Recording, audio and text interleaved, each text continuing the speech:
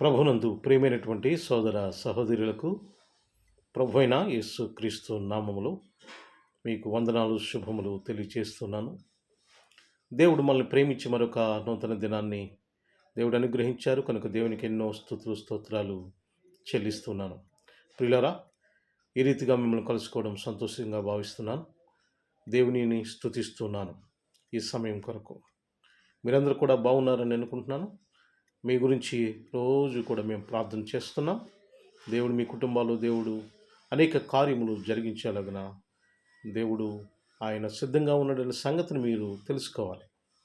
ఈరోజు దేవుని యొక్క వాక్యము మనం జ్ఞాపకం చేసుకుందాం. యెషయా గ్రంథము 43వ అధ్యాయము 18-19 వచనాలు మనం ధ్యానం చేద్దాం. చూడండి, ఇక్కడ ఏమి వ్రాయబడిందంటే, మునుపటి వాటిని జ్ఞాపకం చేసుకొనకుడి, పూర్వకాలపు సంగతులను తలంచుకొనకుడి. ఇదిగో నేనొక నూతన క్రియ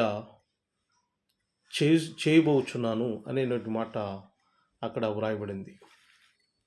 ప్రియులారా, ఇక్కడ ఈ వచనం ప్రకారం, ఈ యొక్క వాక్యం ప్రకారం మనకేమర్థమవుతుందంటే,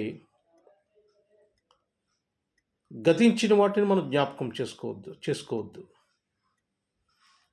అంటే పూర్వకాలపు సంగతులు మీరు తలంచుకోవద్దు అని దేవుని యొక్క వాక్యం సెలవిస్తుంది. మనం ఏం చేస్తుంటామంటే, ప్రస్తుత కాలంలో మనం జీవిస్తూ మన మైండ్లో గతంలో ఏమి జరిగాయో అవే మనం మైండ్లో పెట్టుకుంటూ ప్రస్తుత కాలంలో జీవిస్తుంటాం. ప్రస్తుత కాలంలో మనం జీవిస్తూ గతంలో ఎక్కడెక్కడ మనకి చెడు జరిగిందో, ఎక్కడెక్కడ నష్టం జరిగిందో, ఎక్కడెక్కడ కష్టం జరిగిందో, ఎక్కడెక్కడ మనకి అన్యాయం జరిగిందో అది మనం జ్ఞాపకం చేసుకుని మన మైండ్లో పెట్టుకుని మనము ప్రస్తుత కాలంలో జీవిస్తుంటాం. మనం చేస్తున్న పొరపాటుదే. దేవుడు ఏం చెప్తున్నాడంటే, what ever happened just leave it. గతంలో మనకి విరోధంగా, మనకి అన్యాయంగా, మనకి అక్రమంగా ఏం జరిగిందో వదిలేయండి. జరిగింది ఏదో జరిగిపోయింది, వదిలేయండి. కానీ ఇప్పుడు నూతన క్రియ దేవుడు చేయబోతున్నాడని చెప్తున్నాడు. మనము ఆ గతంలో జరిగింది వదిలేస్తే దేవుడు నూతన క్రియ జరిగించబోతున్నాడు. ఒక న్యూ సీజన్ స్టార్ట్ అవుతుంది మన జీవితంలో.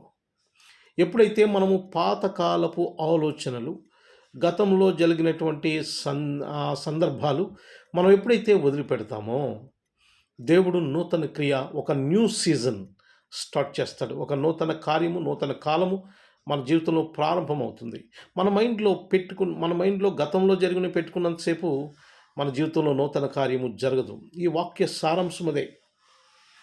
మునుపటి వాటిని మీరు జ్ఞాపకం చేసుకోవద్దు, పూర్వకాలపు సంగతులను తలంచుకొనకుడి అంటాడు. ఎవరో మనకి ఏదో అన్యాయం చేశారని మనం పదే దాన్నే మనం గుర్తు చేసుకుంటూ ప్రస్తుత పరిస్థితుల్లో దేవుడిచ్చేటువంటి ఆశీర్వాదాన్ని మనం పోగొట్టుకుంటాం.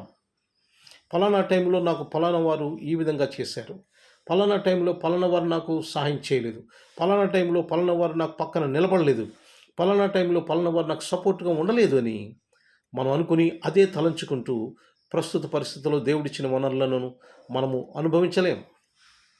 కనుక మనము వాటిని అలాంటి ఆలోచన విడిచిపెట్టినట్లయితే దేవుడు నూతనమైన మనస్సును, నూతనమైన హృదయాన్ని, నూతనమైన సంగతులను దేవుడు మన జీవితాల్లో చేయబోతున్నాడు. ప్రియమైన సహోదరి సహోదరులు, just leave the past life. గత జీవితాన్ని మనం విడిచిపెడదాం. గతంలో మనము ఒకవేళ దేవునికి విరుద్ధంగా జీవించి ఉండొచ్చు. గతంలో మనం మారు మనసు లేకుండా జీవించి ఉండొచ్చు. గతంలో చేయరాని పనులు మనం చేసి ఉండొచ్చు. గతంలో దేవునికి విరుద్ధమైనటువంటి కార్యాలు మనం ఆలోచన చేసి ఉండొచ్చు. మానవ స్వభావంలో ఇవి ఎక్కడో జరిగి ఉండొచ్చు. కానీ వాటి నుంచి మనం పశ్చాత్తాపడి మారు మనసు పొంది, గతంలో అలా చేశాను, నేను ఇలా చేశాను కనుకనే ఈరోజున బాధపడుతున్నానని అటువంటి ఆలోచన వదిలేసి దాని నుంచి మనం మారు మనసు పొంది ఆ పాపపు జీవితాన్ని విడిచిపెట్టి మనము నూతన స్వభావము, దేవుని యొక్క కృపలో, దేవుని యొక్క సన్నిధిలో మనం మారు మనసు పొంది ఆయన యందు మనం రక్షణ తీసుకుంటే, ఆయన యందు విశ్వాసం ఉంచితే, మన మనస్సు మార్చుకుంటే, మన పాపపు పాత జీవితాన్ని విడిచిపెడితే, దేవుడు తప్పకుండా మన జీవితంలో ఒక నూతన జీవితాన్ని ప్రారంభిస్తారు. నూతన కాలాన్ని ప్రారంభిస్తారు. నూతన ఆశీర్వాదాలు, నూతన మనస్సు. ఇదిగో నేను ఒక నూతన క్రియ చేయబోతున్నానని ఆయనే చెబుతున్నాడు. కనుక if you are willing to receive the new creation, the new thing in your life, నీ జీవితంలో ఒక నూతన విషయాన్ని నువ్వు చూడాలని ఆశపడితే, ఈరోజు జస్ట్ లీవ్ పాస్ట్ లైఫ్. పాత సంగతులు, పాత జీవితాన్ని, పాపపు జీవితాన్ని విడిచిపెట్టండి. తప్పకుండా దేవుడు మన జీవితంలో నూతన కార్యము జరిగిస్తాడు. ప్రియమైన సహోదరి సహోదరులారా, ఈరోజు చాలామంది ప్రతి వారు కూడా ఒక నూతనమైన సంగతులు జరగాలని వారి జీవితంలో కోరుకుంటూ ఉంటారు. కానీ దేవుడిచ్చిన ఫలితం, దేవుడిచ్చిన సూత్రం ఏంటంటే, మనము పాపపు జీవితాన్ని, పాత ఆలోచనలు అవి విడిచిపెట్టకుండా దేవుడు నూతన కార్యము జరిగించడు. కనుక కొరింథీ పత్రికలో అంటాడు, ఇదిగో ఎవరైనా క్రీస్తు నందు ఉన్న యెడల వారు నూతన సృష్టి అంటాడు.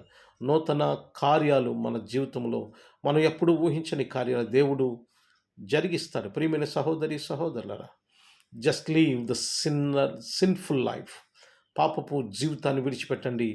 God will do the new thing in our lives. మన జీవితాల్లో దేవుడు నూతన కార్యమును దేవుడు జరిగిస్తాడు. నూతన కార్యము నీ జీవితంలో జరగాలంటే, నూతన ఆశీర్వాదము, నూతన ఆలోచన, నూతన హృదయము, నూతనమైనటువంటి సంగతులు మన జీవితంలో జరగాలంటే, పాపపు జీవితాన్ని, పాత జీవితాన్ని మనం విడిచిపెడదాం. విడిచిపెట్టినప్పుడు తప్పకుండా దేవుడు నూతన కార్యాలు జరిగిస్తాడు. ఏం జరిగిందో జరిగింది, వదిలేయండి. పశ్చాత్తాపడండి, దేవుని దగ్గర పశ్చాత్తాపడండి.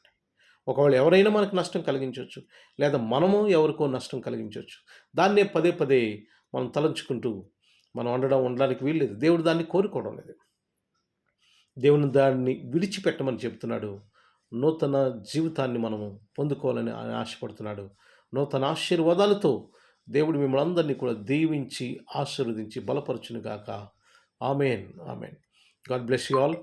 నాతోటి దయచేసి మీరు తలలో ఉంచి కండ్లు మూసుకొని ప్రార్థనలో ఏకీభవించాలని మనం చేస్తున్నాను. పరిశుద్ధుడా, ప్రేమగల తండ్రి, మహోన్నతుడా, మీ నామానికి వందనాలు, స్తోత్రాలు, స్తుతులు చెల్లిస్తున్నాను. ప్రభా, ఈ దినాన్ని నూతన దినము మా జీవితాలు అనుగ్రహించినందుకు వందనాలు.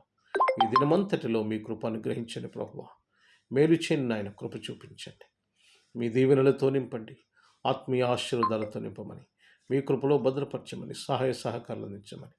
దేవా, ఎవరైతే మీ యొక్క సహాయం కోసం ఎదురు చూస్తున్నారో ఆ బిడ్డల జీవితాల్లో ప్రభువా మీ సహాయము అనుగ్రహించమని కోరి ప్రార్థన చేస్తున్నాను. ఎవరైతే ప్రభువా నాయనా మరి ఆర్థిక పరిస్థితులు బాగా లేక ఎవరైతే ఇబ్బందులు పడుతున్నారో వారికి విడుదల దయచేయండి. ఎవరైతే అనారోగ్య సమస్యల చేత ఎవరైతే బాధపడుతున్నారో అలాంటి వారికి స్వస్థత దయచేయండి ప్రభువా. ఎవరైతే మానసిక సమస్యలు, కుటుంబ సమస్యల చేత ఎవరైతే బాధపడుతున్నారో అలాంటి వారికి ప్రభువా మీ కృప అనుగ్రహించమని కోరి ప్రార్థన చేస్తున్నాను.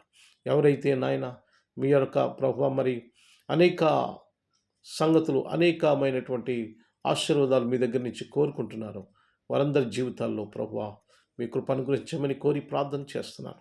అనేక మంది ప్రార్థన సహాయం కోరారు ప్రభువా, వారి గురించి నేను ప్రార్థన చేస్తున్నాను. యేసు నామములో వారి అవసరాలు తీర్చమని, అక్కరలు తీర్చమని కోరుతున్నాను. ఉద్యోగం లేని వారికి ఉద్యోగం దయచేయండి.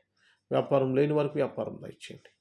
దేవా, మీ కృపలో భద్రపరచమని, సహాయ సహకారాలు అందించమని, మీరే ఘనత, మహిమ, ప్రభావములు పొందమని ప్రభువైన యేసు క్రీస్తు నామమున మిక్కిలి వినయముతో అడిగి వేడుకుంటున్నాము తండ్రి. Amen, amen, amen. God bless you all. Have a good day.